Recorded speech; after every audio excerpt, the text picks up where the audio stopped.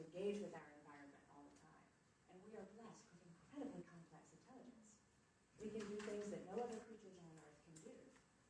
And we can plan, we can analyze, we can create. And we all innovate every day.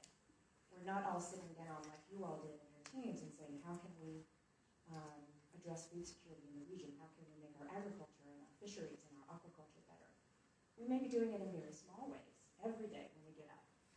And for example, I have learned how to innovate to get through Jakarta traffic.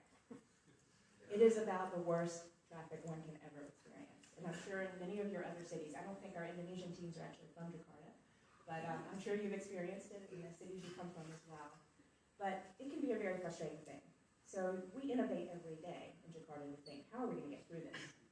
First of all, we may decide on an alternate route. There may be buses or there may be side streets that we can take. We're innovating, finding a new way. It may not be the direct route, but it may end up being the most effective route. But also, I've learned how to apply technology so that when I'm sitting in traffic, I can still work.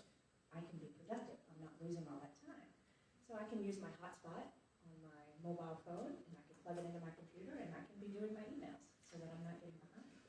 That's technology applied to innovation in a very simple way every day. Now you all are facing a much bigger problem. You're looking at the problem of food security.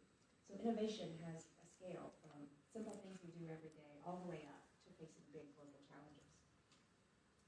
So you all have inspired me. I've read your concept notes, I've seen your videos, and you've inspired me to think, what does it take to be an innovator?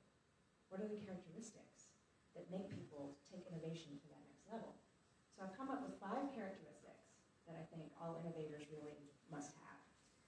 And then I have a few examples to show about those characteristics. So the first one is curiosity. You have to be curious. You have to want to know, how do things work? And then want to know, how can I make them work better? How can I apply technology? And that really takes curiosity. So I'm going to tell you a story about a Swiss engineer who in 1941 came up with something very interesting because he had a problem.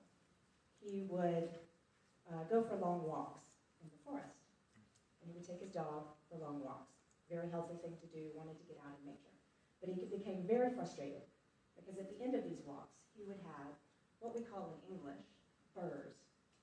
They're these tiny little pebble-sized sticks almost, I guess you would call them, but they're round.